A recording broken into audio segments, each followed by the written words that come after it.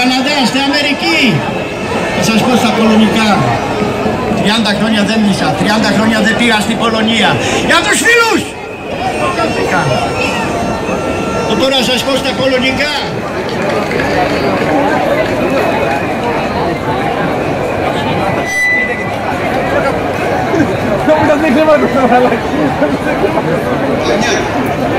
Εντάξει. Ονομάζομαι Γιώργος.